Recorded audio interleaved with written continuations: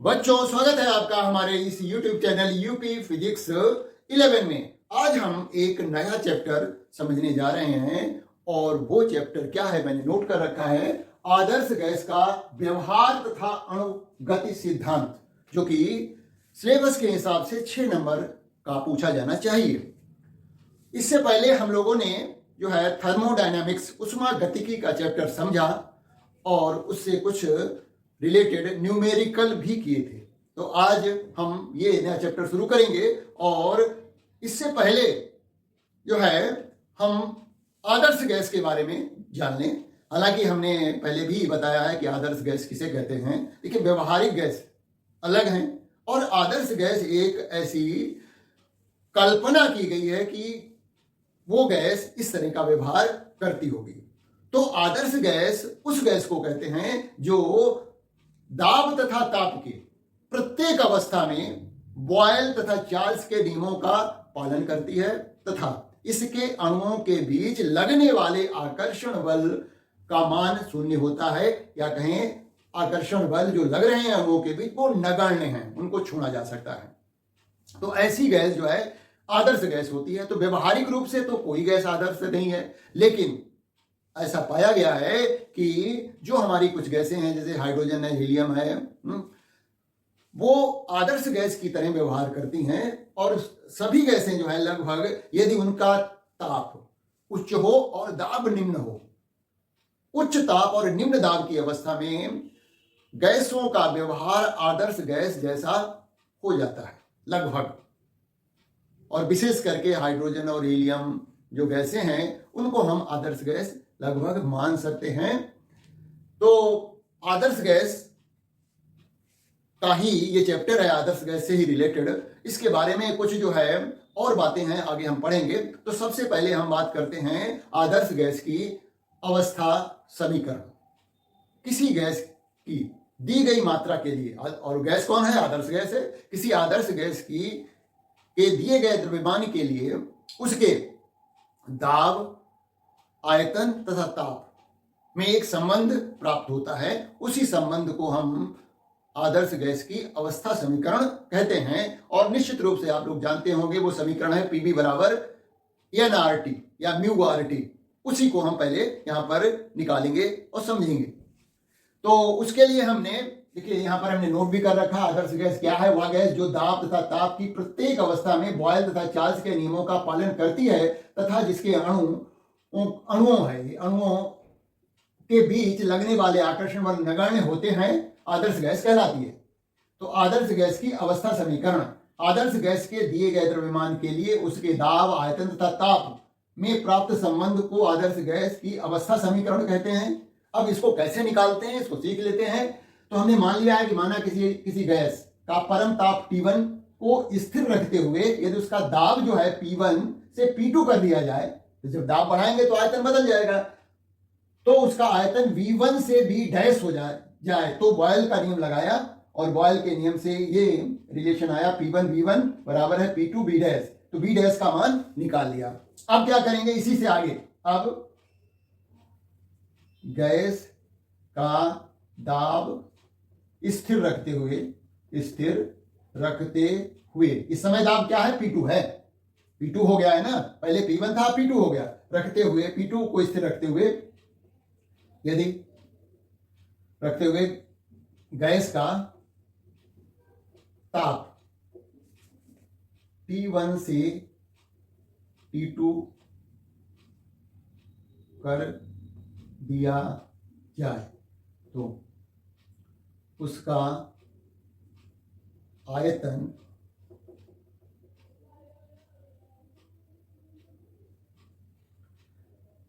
इस समय क्या है? आयतन V' है, V' से V2 हो जाता है। तो अब हम लगाएंगे चार्ल्स का नियम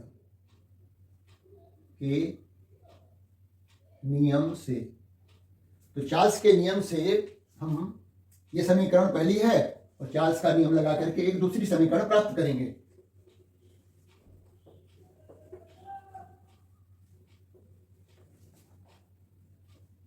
तो हमारा इस समय क्या है? V' है, ताप T1 से T2 कर दिया गया है, तो आयतन उसका V2 हो गया है, ताप T2 हो गया है। तो B डैश का मान यहां से निकाला हमने, तो T1 V2 बटे T2, ये समीकरण हो गई। समीकरण 2, समीकरण 1 और 2, 1 में भी B डैश का मान है, 2 में भी B डैश का मान है। तो समीकरण 1 तथा 2 से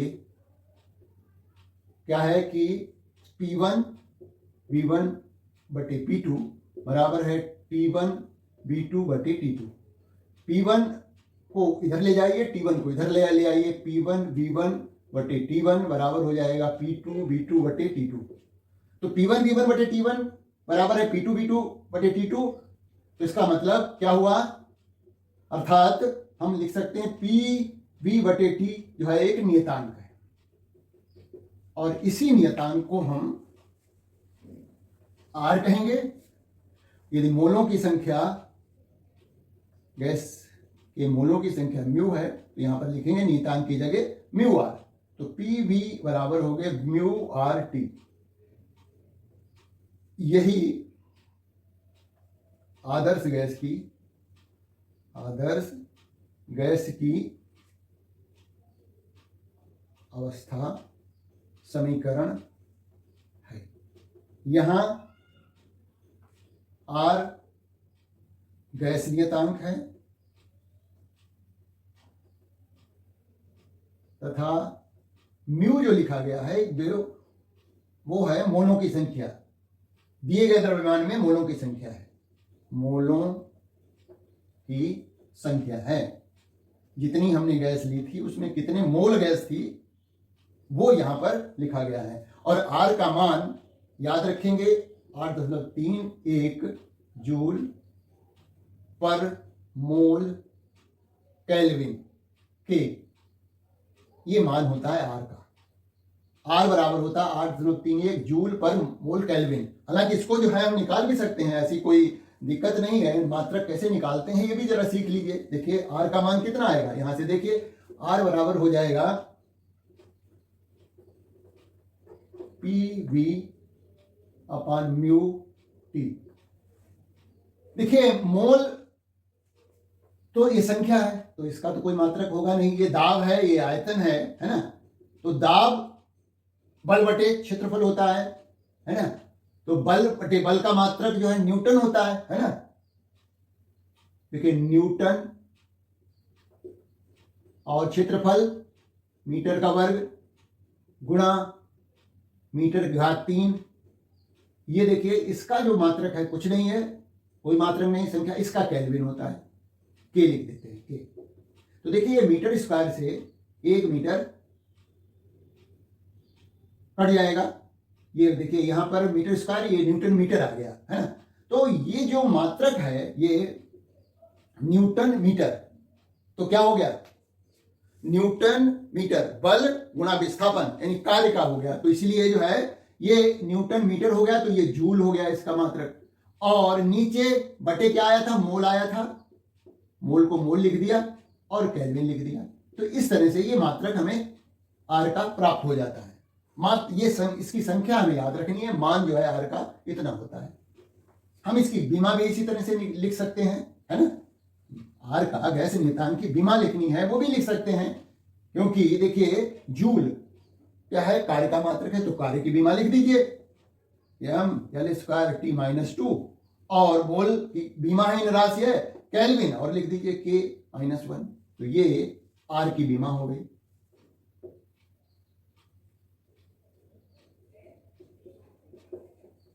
अब हम एक दूसरा समीकरण प्राप्त करेंगे। अभी तो ये पी वी बराबर है म्यू आर टी। यही संबंध यानी दाब और आयतन का संबंध बोल्ट्जमैन नियतांक के पदों में भी आना ही चाहिए। तो इसके लिए हमें मोलों की संख्या कैसे ज्ञात करते हैं उसका भी नॉलेज हो। देखिए मोलों की संख्या कैसे ज्ञात करते हैं किसी दिए गए द्रव्यमान में। गैस के यम द्रव्यमान में मोलों की संख्या पता करना है, तो म्यू बराबर हो जाएगा, मोलों की संख्या बराबर हो जाएगी गैस का द्रव्यमान बटे गैस, द्रव्यमान यम है मान लिया, गैस का अनुभार कैपिटल एम इसको देखो, तो म्यू बराबर हो गया स्मॉल एम बटे कैपिटल एम। हम जानते, देखिए एवोगाड्रो नंबर के बारे में सुना होगा। तो किसी गैस के अनुभार को यदि ग्राम में व्यक्त किया जाए, तो जैसे ऑक्सीजन है उसका अनुभार 32 है, तो 32 ग्राम ऑक्सीजन में जो मोल होंगे वो कितने होंगे, एवोगाड्रो नंबर के बराबर होंगे। तो यहां पर लिख सकते हैं, हम जानते हैं, देखिए यम क्या है, गैस का अनुभार है। हम जानते हैं कि किसी गैस की यम ग्राम, यम क्या है, उसका अनुभार है, उसको ग्रामों में व्यक्त किया गया। ग्राम में मोलों की संख्या जो होती है, मोलों की संख्या बराबर होती है एन के। एन क्या है, एवोगाड्रो नंबर है।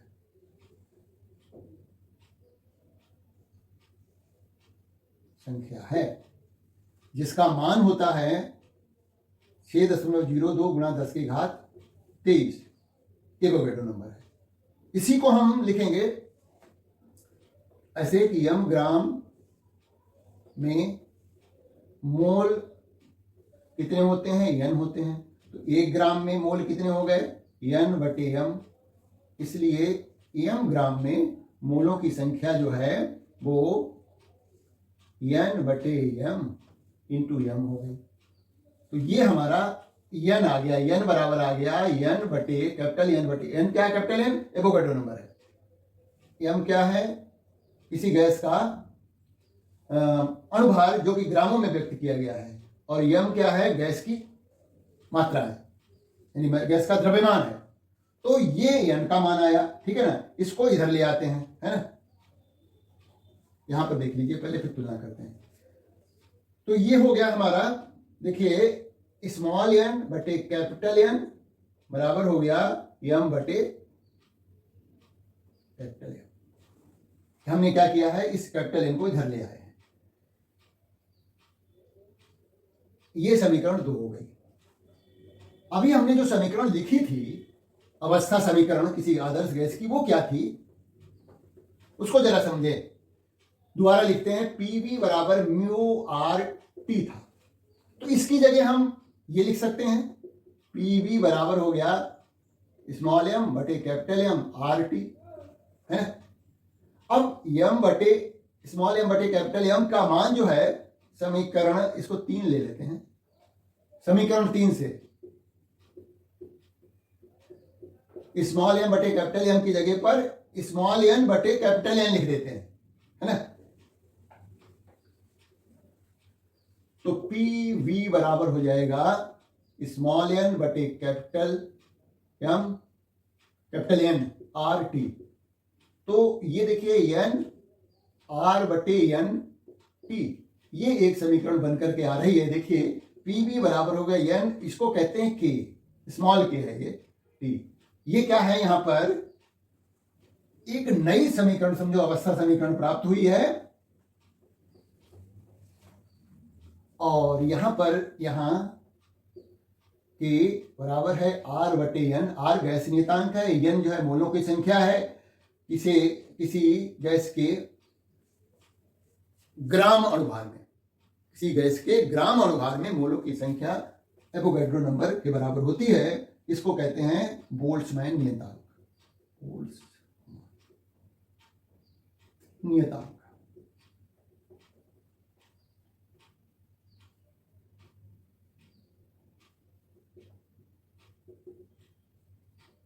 और इसका 1.38 into 10 to the power -23 joule पर मोल केल्विन इसका मान भी होता है। बोल्ट्जमैन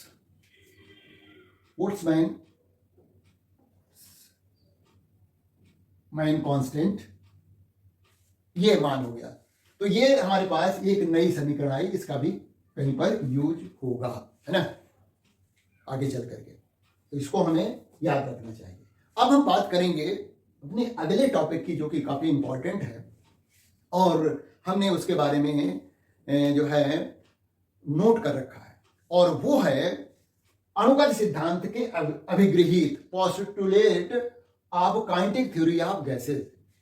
4-5 पॉइंट है मुख्य, उनको याद रखेंगे। लिखने को आते हैं परीक्षा में तो लिखे जा सकते हैं।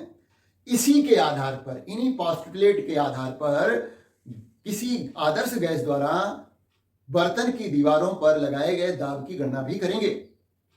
और ये दाब वाला सूत्र है मोस्ट इंपॉर्टेंट है। इसका तो निकालना आपको सीखना ही पड़ेगा। अक्सर परीक्षा में पूछा ही जाता है कि किसी गैस द्वारा बर्तन की दीवारों पर लगाए गए दाब के लिए सूत्र प्राप्त करो। तो इसको जो हमने पोस्टुलेट लिख रखे हैं समय बचाने के लिए, क्योंकि लिखने में टाइम लगता है, तो यहां पर देखिए पहला पोस्टुलेट, जो कि बहुत सारी चीजें हम पढ़ चुके हैं, है ना। और ये आदर्श गैस के लिए जो है कुछ पोस्टुलेट अभिगृहित लिए जा रहे हैं। पहला है, गैस के सभी अणु एक जैसे दृढ़ यानी रिजिड होंगे तथा सूक्ष्म गोलाकार होते हैं। सभी जो है कोई भी गैस लेंगे उसके जो है अणु जो होंगे, कोई पर्टिकुलर गैस ली, उसके अणु जो होंगे दृढ़ होंगे, रिजिड होंगे, गोलाकार आकृति में होंगे, सब एक जैसे होंगे, है ना।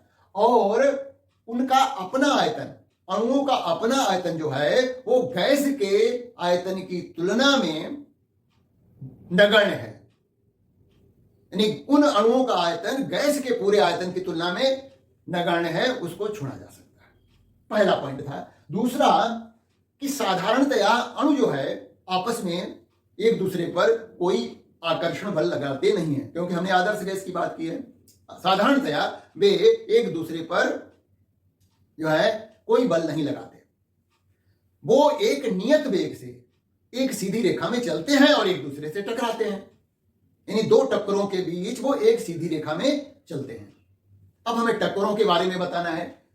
दो अणुओं के बीच टक्कर जो होती है वो पूर्णतः प्रत्यास्थ होती है, अर्थात टक्कर में अणुओं का संवेग तथा गतिज ऊर्जा संरक्षित रहती है। दोनों के नियम है संवेग संरक्षण का सिद्धांत और कंजर्वेशन लॉ ऑफ एनर्जी, है ना। तो ऊर्जा संरक्षण का सिद्धांत, तो जो है जब टकराते हैं तो ये टकराने में ऊर्जा हो सकता है नष्ट हो जाए, लेकिन यहां पर ऐसा माना गया है कि उनकी गतिज ऊर्जा और संवेग संरक्षित होता है, रहता है। मतलब जो संवेग जो है उनका टक्कर के पहले था वही टक्कर के बाद भी रहेगा। तीसरा के बाद जो है, चौथा जो है, अणुओं की टक्कर में जो समय लगता है, टकराते हैं कुछ समय लगेगा, लेकिन यह समय का मान नगण्य है। किसके तुलना में? उन अणुओं के द्वारा दो क्रमागत टक्करों के बीच लिए गए समय की तुलना में अणुओं के बीच जो टक्कर हुई, टक्कर में जो लगा समय है वो नगण्य है। अणुओं की टक्कर में लगा समय अणुओं द्वारा दो क्रमागत टक्करों के बीच की दूरी के लिए लिए गए समय की तुलना में नगण्य होता है। अच्छा, किसी बर्तन में जो है, अगला पॉइंट है हमारा, किसी बर्तन में अणु जो हैं वो समान रूप से वितरित होते हैं। ऐसा नहीं है कि कहीं पर अणु ज्यादा है कहीं पे कम है, ऐसा कुछ नहीं है। पूरे बर्तन में एक समान रूप से अणु वितरित हैं।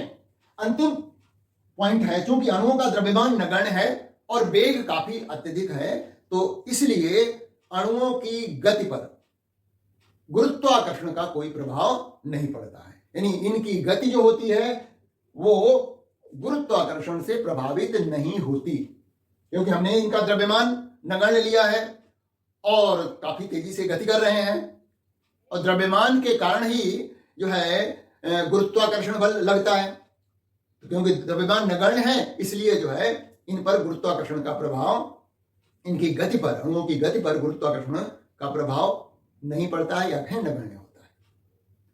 अब हम ये बात समझ लें कि गैस बर्तन की दीवारों पर दाब आरोपित करती है, क्यों, कैसे, इसको समझना जरूरी है। वो सूत्र तो निकाल ही लेंगे, लेकिन गैस जो है किसी बर्तन में, बर्तन की दीवारों पर दाब क्यों लगाती है? देखिए, यदि किसी गैस को किसी बर्तन में जब रखा जाता है तो गैस के अणु, क्योंकि लगातार वो स्थिर तो रहते नहीं, चलायमान होते हैं, तो इस तरह से गैस के अणु लगातार बर्तन की दीवारों पर टकराते हैं। टकराने पर क्या होता है कि वो जो है संवेग, अपने संवेग का स्थानांतरण कर देते हैं, मतलब अपना संवेग उस दीवार को दे देते हैं, ट्रांसफर कर देते हैं। और न्यूटन के गति के दूसरे नियम के अनुसार ये संवेग परिवर्तन की दर लगाए गए बल के अनुक्रमानुपाती होती है। जब प्रति सेकंड कितना संवेग दीवार को हस्तांतरित हो रहा है अणुओं द्वारा, भाई एक साथ अरबों खरबों अणु जो है एक साथ दीवार से टकरा रहे हैं, तो प्रत्येक सेकंड में उस दीवार को कितना संवेग प्राप्त हो रहा है, और इसी संवेग परिवर्तन की दर को हम न्यूटन के दूसरे नियम के अनुसार बल कहते हैं। अर्थात बर्तन की दीवार जो है लगातार एक स्थायी बल का अनुभव करेगी, क्योंकि जो अणु हैं वो लगातार गतिशील हैं, लगातार टकरा रहे हैं अरबों खरबों उस किसी दीवार से, तो वो अपना संवेग जो है दीवार को हस्तांतरित कर रहे हैं, और प्रति सेकंड संवेग परिवर्तन की जो दर होती है वही बल होती है। अतः जो है अणु है वो बर्तन की दीवारों पर एक बल लगा रहे हैं, और एकांक क्षेत्रफल पर लगाए गए बल को ही हम दाब कहते हैं। तो जो दाब बल लग रहा है उसको हम प्रति एकांक क्षेत्रफल में लगाए गए बल का मान ज्ञात कर लें, वही गैस का दाब होगा। तो मैंने यहां पर देखिए नोट कर रखा है, बर्तन में भरी गैस के अणु लगातार बर्तन की दीवारों से टकराते रहते हैं। नोट कर सकते हैं आप लोग। इन टक्करों में अणु बर्तन की दीवारों को संवेग का हस्तांतरण करते हैं। न्यूटन के गति के दूसरे नियम के अनुसार संवेग परिवर्तन की दर दीवार पर लगने वाले बल के बराबर होती है, क्योंकि दीवारों को संवेग हस्तांतरित हो रहा है अणुओं द्वारा। इस प्रकार बर्तन की दीवारों पर एक स्थायी बल आरोपित होता है, और दीवारों के प्रति एकांक क्षेत्रफल पर लगने वाले बल को जो है गैस का दाब कहलाता है। लगने वाला बल ही गैस का दाब कहलाता है। ये इस तरह से हमने दाब को एक्सप्लेन किया कि किस तरह से गैस जो है वो बर्तन की दीवारों पर दाब आरोपित करती है। अब ये आदर्श गैस के लिए दाब का सूत्र बहुत इंपॉर्टेंट है, मोस्ट इंपॉर्टेंट है। आदर्श गैस के दाब के लिए सूत्र बहुत ही इंपॉर्टेंट है।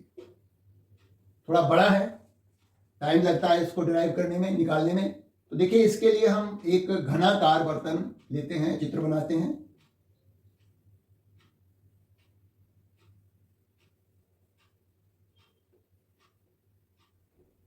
ये घन की प्रत्येक भुजा बराबर होगी, ये मान लिया यल है। ये दीवार ए है, यहां पर कोई अणु है जिसका वेग v है। ये एक्स अक्ष हो गया, ये वाई अक्ष हो गया, ये हमारा जेड अक्ष हो गया, है ना। तो यहां पर अणु जो है v वेग से गतिमान है, और इसके जो घटक हैं एक्स अक्ष के अनुदिश हैं, वाई अक्ष के अनुदिश हैं, और जेड अक्ष के भी के अनुदिश इसके वेग के घटक है। ये तो ये वी एक्स इधर है, वी वाई इधर है, और वी जेड इधर है। तो इसकी बात हम अभी करेंगे। पहले हम मान लेते हैं, माना किसी घनाकार वर्तन जिसकी भुजा यल है में इसमें एक आदर्श गैस ली गई है जिसका द्रव्यमान m है तथा अणुओं की संख्या n है। माना किसी अणु का वेग v है, इस वेग के x, y तथा z अक्ष के अनुदिश घटक vx, vy तथा vz हैं। तो हम लिख सकते हैं कि v का वर्ग बराबर हो जाएगा v x का वर्ग प्लस v y का वर्ग बराबर होगा v z का वर्ग। समीकरण 1 हो गई। अब देखिए, मान लिया एक अणु जो है, जो कि x अक्ष के अनुदिश bx वेग से गति कर रहा है। भाई ये कैसे सूत्र आया है? क्योंकि किसी घनाभ के विकर्ण के लिए यदि मान लिया उसकी ये लंबाई है, ये चौड़ाई है, ये ऊंचाई है, तो उसका कर्ण कैसे निकालते हैं? तो कर्ण का वर्ग बराबर होता है लंबाई का वर्ग, चौड़ाई का वर्ग प्लस ऊंचाई का वर्ग। लंबाई का वर्ग प्लस चौड़ाई का वर्ग प्लस ऊंचाई का वर्ग। तो उसी तरह से ये हम सूत्र लिख देते हैं। अच्छा, अब हम एक अणु लेते हैं, एक अणु से निकालेंगे, फिर हम जनरलाइज कर देंगे, चित्र को मिटा देते हैं, है ना।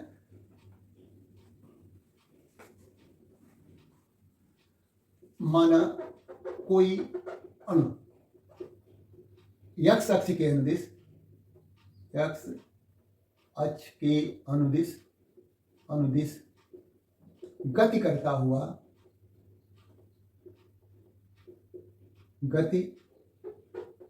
हुआ vx वेग से दीवार A से टकराता है। जो ये हमने चित्र में A दीवार दिखाई थी, तो टक्कर के पहले कितना द्रव्यमान था इसका? टक्कर से पहले द्रव्यमान तो उसका m था, है ना। संवेग लिखेंगे हम यहां पर। टक्कर से पहले अणु का संवेग बराबर होता है द्रव्यमान गुणा वेग। हर एक अणु का द्रव्यमान m लिया गया है, तो m गुणा vx। ये उसका टक्कर से पहले था। ये दीवार है A और टक्कर इधर की तरफ जा रहा है, ये इससे टकराएगा। ये उस समय संवेग होगा टक्कर से पहले। तो टक्कर के बाद लौट आएगा ये, तो वेग की दिशा बदल गई। संवेग सदिश राशि है, इसलिए टक्कर के बाद अणु का संवेग कितना हो जाएगा? अणु का संवेग बराबर हो जाएगा माइनस का mvx। माइनस इसलिए लगाया क्योंकि उसकी दिशा बदल गई है, वो लौट करके आ रहा है। तो संवेग, इस अणु के संवेग में परिवर्तन कितना हुआ? अणु के संवेग में परिवर्तन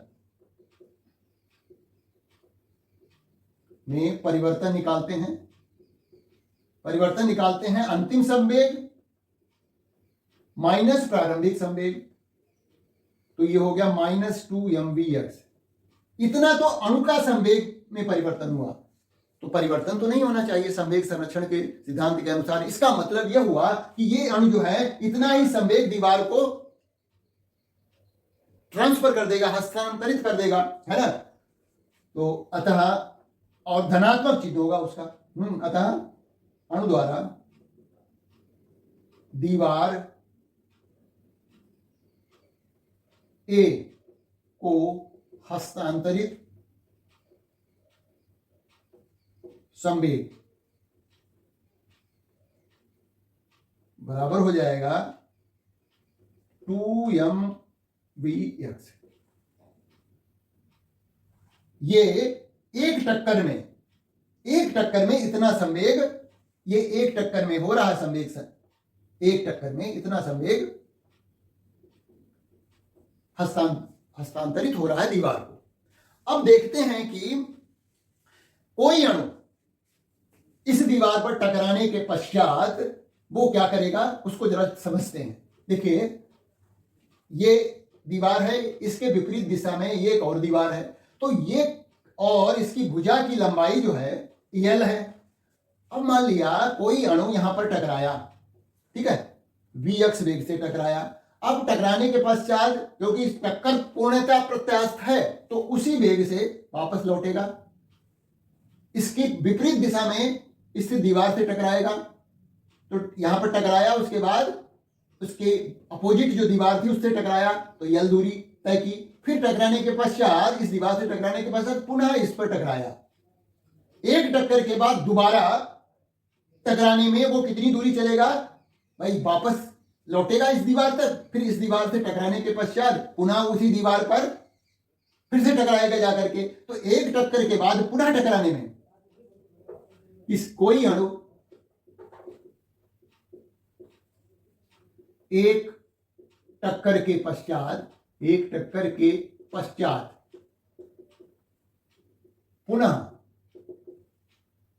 दीवार ए से टकराने पर चली गई दूरी यल और यल 2l, और वेग कितना था, vx था। अतः अणु द्वारा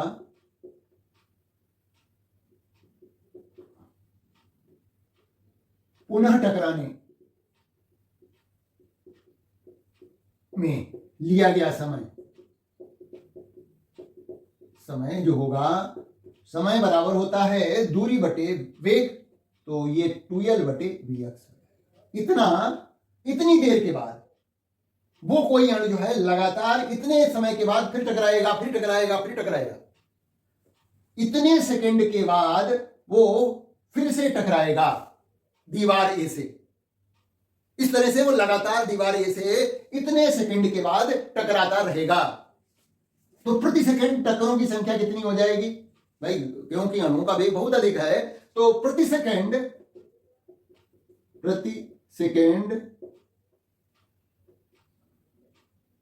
टक्करों की संख्या,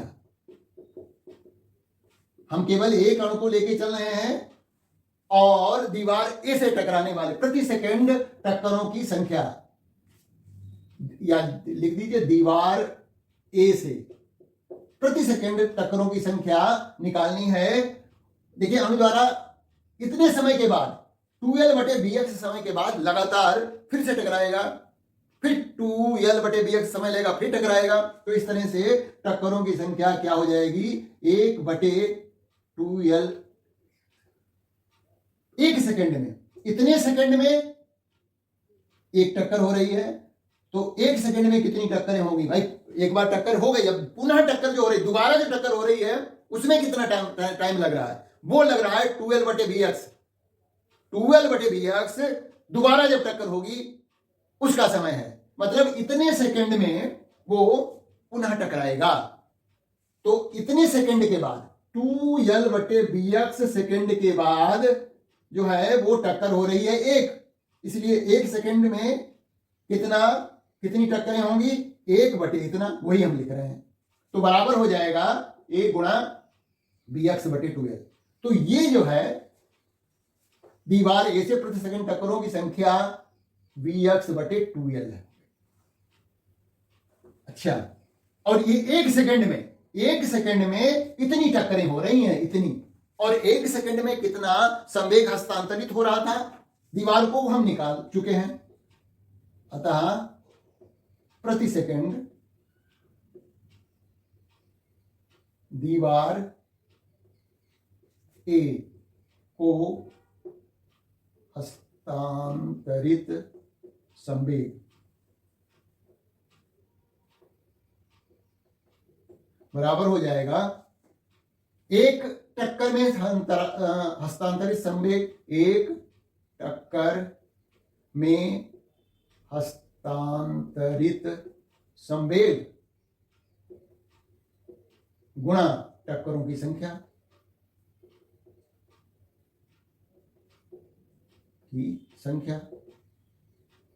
तो एक टक्कर में कितना संवेग हस्तांतरित हो रहा था, 2mvx हो रहा था। टक्करों की संख्या कितनी है, vx बटे 2l है, 2 से 2 कट गया, तो ये हो गया mvx का वर्ग बटे l।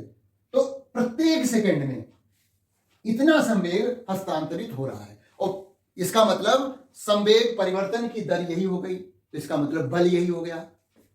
यानी ये क्या हो गया, संवेग परिवर्तन की दर, क्योंकि एक सेकंड में इतना संवेग जो है हस्तांतरित हो रहा है, तो ये बल के बराबर हो गया।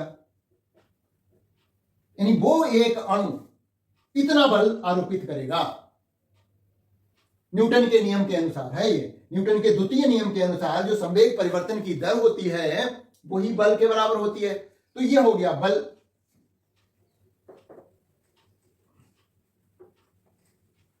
तो आरोपित बल जो है, अणु द्वारा आरोपित बल,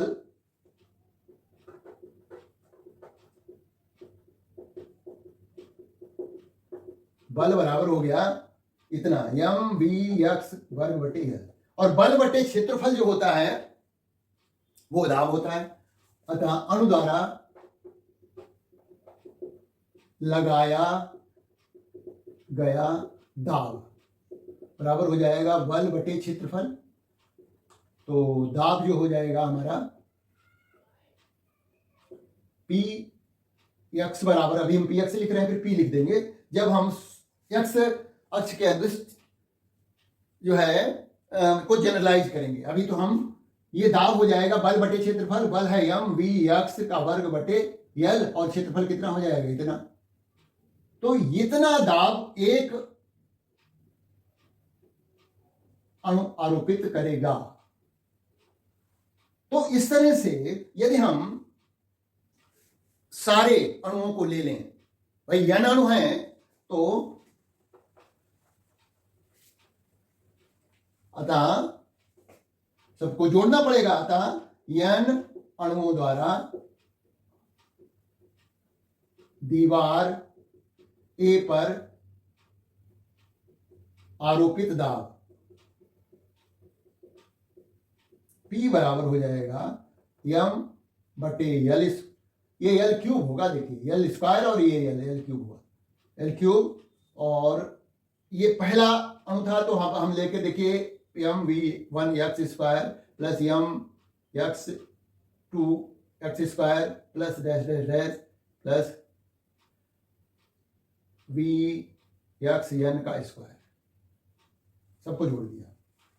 ये क्या है, ये आयतन है उस घन का, तो P बराबर हो गया m बटे v, और हम यहां पर क्या कर रहे हैं, n से गुणा कर दे रहे हैं, n से भाग दे रहे हैं।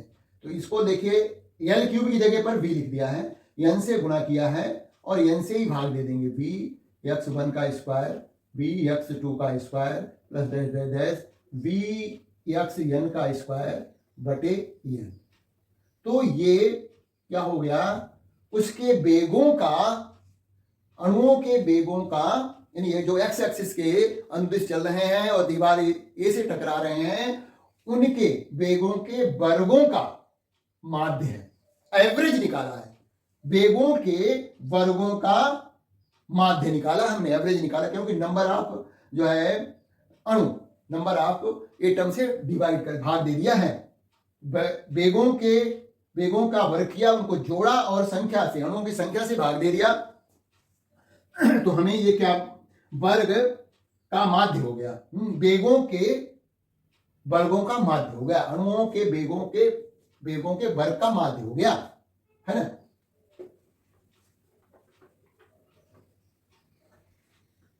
तो P बराबर हो गया m n बटे v, और इसको हम लिखने जा रहे हैं v x वर्ग, और माध्य को हम ऐसे लिख दे रहे हैं, यानी यहां पर हमने v x वर्ग माध्य बार लगा दिया, बराबर है ये vx1 का वर्ग प्लस vx2 का वर्ग plus dash dash dash plus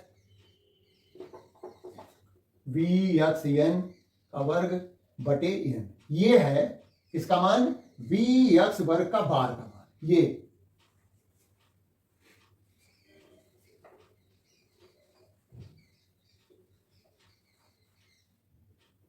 क्योंकि हमने पहले लिखा था v का वर्ग बराबर होता है vx का वर्ग प्लस vy का वर्ग प्लस vz का वर्ग, ये लिखा था। ये समीकरण अणुओं के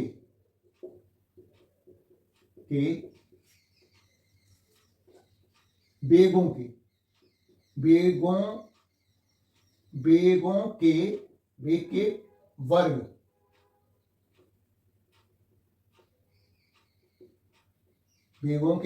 के माध्य वेगों के वर्ग के माध्य के लिए भी सत्य होगी। ये जो समीकरण लिखी हुई है, ये तो हमने किसी एक अणु के लिए लिखी है, तो ये जो समीकरण लिखी गई है ये अणुओं के वेग के वर्ग के माध्य के लिए भी सत्य होगी। तो हम क्या लिख सकते हैं, v वर्ग का माध्य लगा दिया, बराबर हो जाएगा v x वर्ग का माध्य प्लस v y वर्ग का माध्य प्लस v z वर्ग का माध्य। तो ये माध्य के लिए भी सही होगी, है ना। ये समीकरण, इसको हम 2 मान लेते हैं, ठीक है ना, समीकरण 2। देखिए अणु जो है का मोशन जो है, गति जो है वो रैंडम है। उनके लिए जो है कोई ऐसी दिशा नहीं है कि उसी दिशा में पर्टिकुलर चल रहे हों, वो सभी दिशाओं में समान रूप से गति कर रहे हों, क्योंकि अणु सभी संभव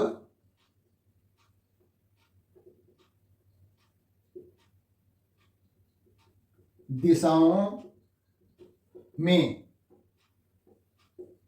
समान रूप से गतिशील हैं।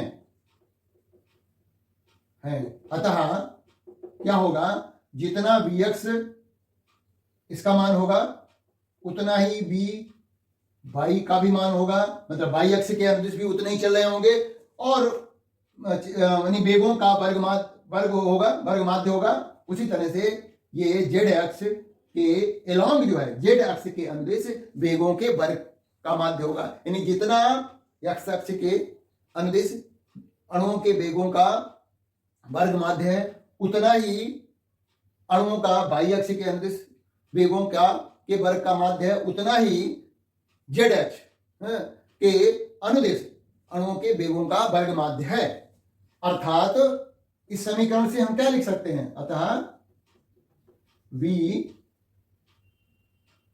वर्ग बराबर, ये इसको भी bx से लिख दो, इसको भी bx से लिख दो, इसको भी bx से लिख दो, तो ये हो जाएगा bx वर्ग प्लस bx, क्योंकि ये सब बराबर है ना, तो y की जगह पर भी हमने यही लिख दिया प्लस bx, और z की जगह भी वही लिख दिया। तो ये हो गया v का वर्ग बराबर हो गया 3bx वर्ग। ये अब ये जो है मान, यहां पर bx वर्ग माध्य का मान निकाल दिया, तो ये bx वर्ग माध्य का मान हो गया 1/3 v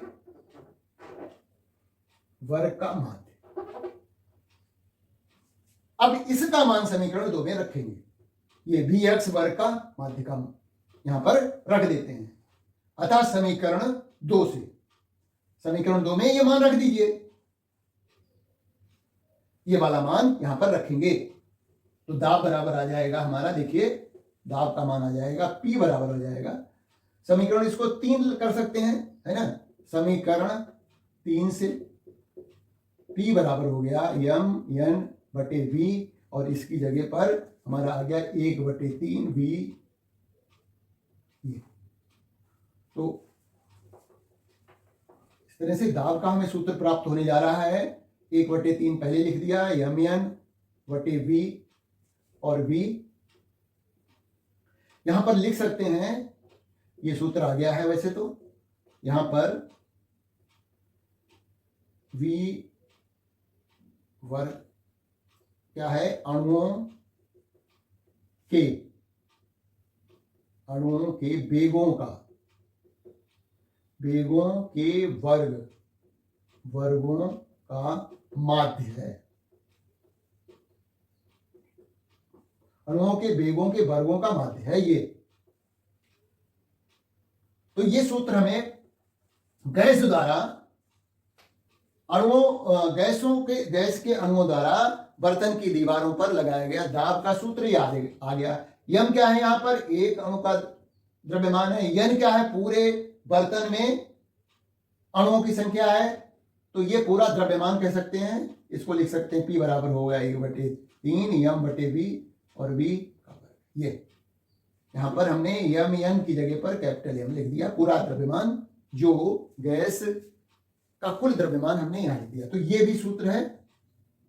तो ये हमारा सूत्र यदि आता है परीक्षा में तो यहां तक कर सकते हैं। ठीक है ना। अब हम थोड़ा आगे बढ़ते हैं और इससे संबंधित एक दूसरा सूत्र भी निकाल लेते हैं, क्योंकि द्रव्यमान बटे आयतन को हम घनत्व कहते हैं। तो P बराबर हो जाएगा 1/3 रो V वर्ग।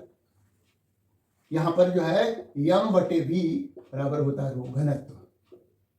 तो ये घनत्व के पदों में आ गया दाब। ठीक है।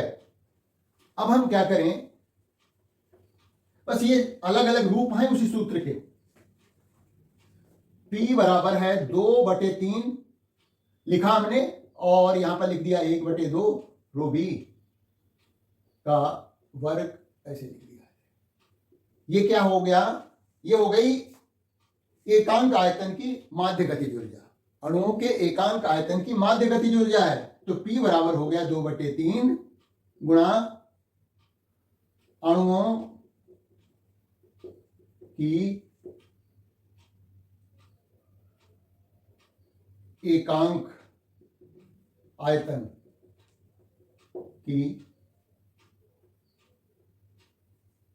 माध्य गतिज ऊर्जा है ये। तो P बराबर होता है 2/3 E क्या है, हम इसको ऐसे भी लिख सकते हैं, एकांक आयतन की माध्य गतिज ऊर्जा। माध्य गतिज ऊर्जा है ये E। तो किसी गैस का दाब कितना होता है, किसी गैस द्वारा, गैस के अणुओं द्वारा आरोपित दाब जो है वो गैस के एकांक आयतन की माध्य गतिज ऊर्जा का 2/3 होता है।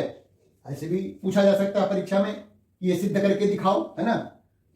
तो गैस का दाब जो है, गैस का दाब कितना होता है, बराबर होता है 2/3 गुणा जो है एकांक आयतन की माध्य गतिज ऊर्जा। तो किसी गैस द्वारा आरोपित बर्तन की दीवारों पर आरोपित दाब बराबर होता है गैस के एकांक आयतन की माध्य गतिज ऊर्जा का 2/3। ये हम शब्दों में लिख सकते हैं कि किसी गैस द्वारा बर्तन की दीवारों पर आरोपित दाब गैस के एकांक आयतन की माध्य गतिज ऊर्जा का 2/3 होता है। कितना दाब आरोपित करती है गैस बर्तन की दीवारों पर, गैस के एकांक आयतन की माध्य गतिज ऊर्जा का 2/3। तो इस तरह से हमने गैस द्वारा बर्तन की दीवारों पर लगाए गए आरोपित दाब का सूत्र प्राप्त किया। अभी बहुत इंपॉर्टेंट है, इसकी थोड़ी प्रैक्टिस कर लीजिए, समझ के करेंगे तो और आसानी से याद हो जाएगा। लेकिन प्रैक्टिस लिख करके देखना बहुत जरूरी है, तभी आपको ठीक से याद हो पाएगा। कोई बात मिस नहीं करनी है और इसको 2-3 बार प्रैक्टिस कर लेंगे तो 3-4 मिनट में ये फार्मूला ड्राइव करना, निकालना आ जाएगा। तो उम्मीद है कि सभी बातें जो है, सभी चीजें, सभी कॉन्सेप्ट अच्छे से समझ में आए होंगे। अपने दोस्तों को वीडियो शेयर करिए, लाइक करिए, सब्सक्राइब करिए। Thank you for watching this video.